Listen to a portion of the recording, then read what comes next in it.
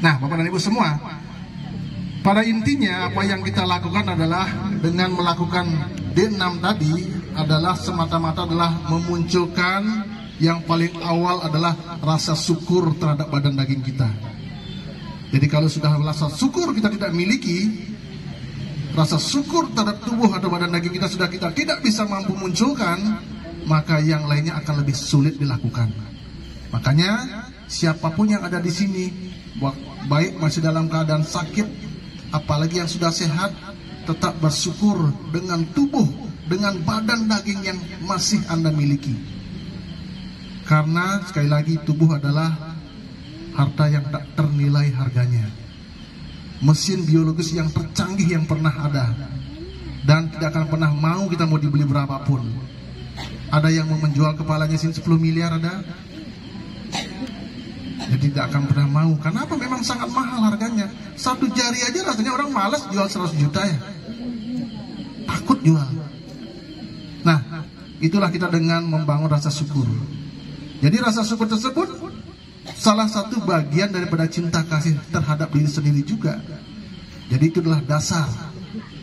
Nah, barangkali mungkin saya awali dengan sebuah cerita saja. Jadi untuk bagaimana lebih mendalamkan yang arti syukur tersebut. Jadi kebetulan sekali adalah sebuah pengalaman juga, namun menjadi sebuah cerita. Bahwasanya ada seorang dokter psikiatrik ya, dokter psikiatrik yang beliau adalah ahli psikolog yang luar biasa. Beliau membuka praktek untuk menjadi bagaimana menangani orang yang depresi, orang yang mengalami stres yang berlebihan, atau barangkali orang yang mengalami sedikit tidaknya permasalahan dalam kehidupannya, terutama lebih banyak pada masalah di pikirannya, ada masalah di jiwa dan mentalnya. Nah, suatu ketika datang seorang yang kaya, seorang ibu tua yang kaya. Beliau mengutarakan permasalahannya. Jadi permasalahannya, Pak, saya sudah hampir bunuh diri, Pak. Saya sudah hampir mengakhiri hidup saya. Oleh karena banyak sekali permasalahan yang ada dalam diri saya. Anak dan keluarga saya seolah-olah seperti menjauhi saya. Padahal apa sih yang tidak pernah saya kasih kepada anak saya? Apapun yang dia inginkan, saya berikan, saya belikan. Kemudian orang-orang terdekat seolah-olah karena ada pekerjaan jarang peduli dengan saya. Sehingga apa? Saya merasa kesepian, saya merasa kesendirian, saya merasa bagaimana hidup ini begitu hampa. Dan sampai akhirnya puncaknya saya ingin mengakhiri hidup saya sendiri. Syukur masih ada yang mengingatkan, saya akhirnya tidak suruh datang ke psikiatri di sini. Nah, apa yang mesti saya lakukan dengan seperti keadaan semacam ini? Kemudian beliaunya sang psikiater tersebut, dia hanya memberikan begini saja. Oh, kalau begitu silakan tunggu. Dia panggilkanlah salah satu asistennya, salah satu pembantunya, bukan asisten rumah tangga, maksudnya pembantunya, yang kebetulan sekali lagi membersihkan rumah di belakang. Ya kita panggil saja lah B6 barangkali. Jadi silakan B6, datang dulu ke sini. Dia datang. Ada apa, Pak? Nah, coba ceritakan kisah hidupmu, Bu, kepada ibu yang sekarang mengalami ini. Nah, ini apa? B6 tersebut menceritakan kisahnya. Saya adalah orang yang sangat miskin. Kebetulan saya punya suami dan saya punya anak. Nah, karena kehidupan saya sangat miskin, entah kenapa kemudian sakitlah suami saya. Suami saya sekitar 1 tahun yang lalu sakit, dan akhirnya kami tidak bisa lagi mengobatinya dan beliau meninggal. Suami tiang lain, beliaunya meninggal. Akhirnya apa? Disusul 6 bulan kemudian, anak satu-satunya saya adalah tertabrak mobil dan meninggal juga. Dan saya dalam keadaan yang luar biasa di situ, terguncangnya hidup saya. Saya pun sudah sempat ingin mengakhiri hidup saya sendiri. Sampai hanya 2 bulan kemudian, saya berjalan. Tidak ada senyum sedikit pun di dalam kehidupan saya lagi. Beliaunya berjalan. Sampai hanya di perjalanan beliau menemukan seekor kucing. Tahu kucing? Meong ya. Jadi menemukan seekor kucing. Dalam perjalanannya seekor kucing tersebut, dia ikuti langkahnya ibu tersebut. Diikuti sama si kucing tersebut. Sampainya ulah-ulah, ya, diusir sana. Ikut lagi kucingnya tersebut sampai di rumah. Setelah sampai di rumahnya, si kucing tersebut kelihatan begitu seperti kelaparan dia. Namun tergerak ibu ini, saya coba kasih makan aja dah. Dikasih susu, kebetulan beliaunya punya susu, dikasih susu di dalam tempat mangkok tersebut. Akhirnya apa? Dijilat sama kucing tersebut, dijilat sampai habis, sampai bersih sekali tempatnya. Dan setelah itu kucing tersebut menggesek-gesekkan kepalanya di kaki sang ibu pembantu tadi. Nah, karena dia menggesek-gesekkan di situ, akhirnya apa? Tertidurlah kucing tersebut. Tertidur di kaki daripada ibu tersebut. Dan pada saat itu terenyuh hati seorang ibu tersebut melihat kucing yang tertidur, dan dia tersenyum melihatnya, kenyam dengannya. Dan itu adalah senyum yang pertama semenjak beberapa bulan terakhir tidak pernah tersenyum ibu tersebut. Berarti malah dikenyam ya. Untungnya kita sering dilatih, mana senyumnya. Sering kita dilatih mana senyumnya, dan senyum harus simetris. Nah, ingat itu, harus simetris. Kiri dan kanan harus sama-sama naik. Lamun menek turun kenyemnya, berarti tawah kenyemnya. Itu berbahaya, senyum berbahaya itu. Berarti ada senyum sinis di situ.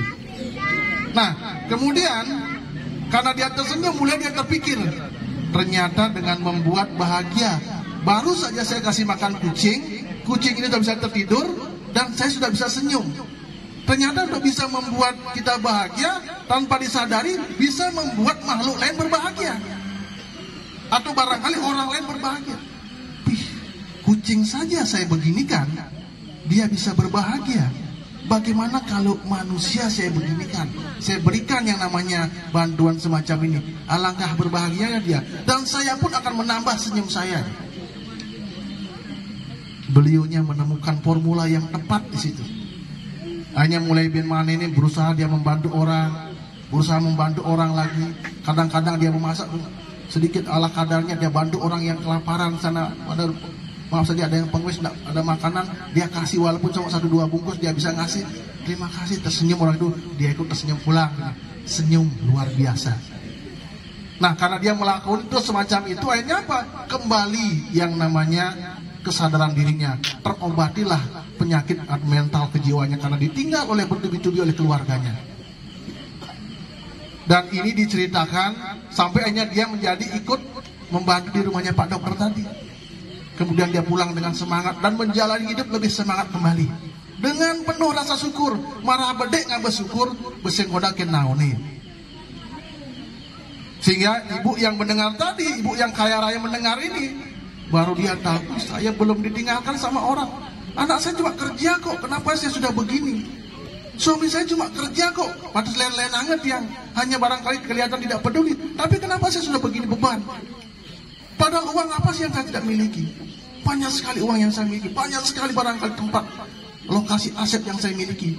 Tapi saya merasa kesendirian, hampir bahkan bunuh diri meninggalkan semuanya. Sedangkan ibu ini sama sekali tidak punya apa-apa, hanya bisa tersenyum terhadap kucing saja awalnya. Kok sekarang bisa begini bangkit ya? Penuh dengan rasa syukur dia.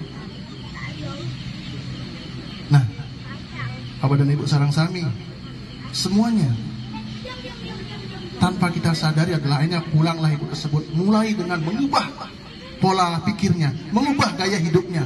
Oh, ternyata saya lebih banyak menolong orang, lebih banyak membantu orang. Makanya dengan membantu orang, sudah pernah dia sampaikan, menolong orang sama dengan menolong diri sendiri. Ketika kita bantu orang dan orang tersebut tersenyum bahagia, kira-kira kita bahagia tidak? Bahagia. Sangat berbahagia. Kamu itu memanfaat hal lain dengan sendirinya. Nah, sehingga kepada ibu semuanya, boleh dikatakan barangkali aku punya uang banyak, bahkan aku bisa hampir membeli banyak hal. Tapi sayang sekali, si ibu ini untuk sesuatu hal dia tidak bisa membelinya, karena memang tidak bisa dibeli dengan uang hal tersebut. Jadi sayang sekali, sesuatu yang tidak bisa dibeli dengan uang, dia tidak miliki. Mungkin sesuatu banyak hal dia bisa beli, bahkan ini hidang beli, kini hidang beli, tanah hidang beli, lokasi, mobil banyak dia beli. Tapi ternyata sesuatu hal yang tidak bisa dibeli dengan uang, dia senggelangan. Makanya bahkan hampir mengakhiri hidupnya di situ. Nah sekarang kalau kita kaji dengan cerita semacam ini, Bapak dan Ibu semua, sekarang tanpa kita sadari, di antara kita, baik jadi pengurus, baik jadi pelatih, baik jadi semuanya, bagaimana tanpa kita sadari kita sering menolong orang, sering membantu orang untuk keluar daripada jeratan masalahnya dengan cara yang begitu gampang, begitu mudah, dan hasilnya luar biasa. Adakah rasa syukur yang lebih besar daripada itu? Makanya yang saya harapkan Bapak dan Ibu semua, kita di sini walaupun apa yang kita lakukan di sini berriba, mungkin secara kasat mata kita tidak menghasilkan uang kelihatannya. Mungkin secara kasat mata kita tidak menghasilkan materi barangkali dengan melakukan kumpul bersama, olahraga bersama, riba di rumah masing-masing, kemudian pas jadwalnya kita kumpul bersama lagi. Tapi ternyata kita melakukan sesuatu hal yang tidak bisa dibeli dengan uang. Walaupun banyak punya uang, segalanya Anda miliki, banyak hal Anda miliki, banyak hal Anda bisa beli, ternyata ini memang saya ada ngadap, tidak ada orang menjualnya, tetap Anda tidak akan bisa beli, terkecuali Anda berlatih sendiri atau melakukannya sendiri. Nah, jadi sering yang sampaikan betapa bersyukurnya ketika orang mulai mengenal namanya riba. Kenapa? Dia akan mulai mengawali dengan bersyukur terhadap tubuh yang dia miliki dan tidak lagi ingin mengakhiri dirinya. Pernahkah di antara kita yang ingin mengakhiri dirinya? Ada yang pernah? Mudah-mudahan jangan ya. Yang dumun waktu sakit, mungkin yang polisi lah karena sakit mengumumkan ben 4 bulan kan meninggal barangkali, ben 1 tahun betelah dayanya, bisa masih ngelah kena kebiatannya lah, bisa sendiri belum akhir, ini menggantung ya, ini ganjung-ganjung ini lungan dia asalnya, yang peragat bundukin. Ya artinya apa? Kembali rasa syukur pada saat itu sudah tidak ada, karena tubuh, badan, daging adalah harta yang tak ternilai harganya. Nah sekali lagi, dengan berlatih tadi Anda mencintai diri yang sungguh-sungguh, awalilah dengan rasa syukur yang tadi. Kenapa? Tubuh yang Anda miliki tersebut luar biasa mahalnya, bahkan tak ternilai, singidang melihat di pipis.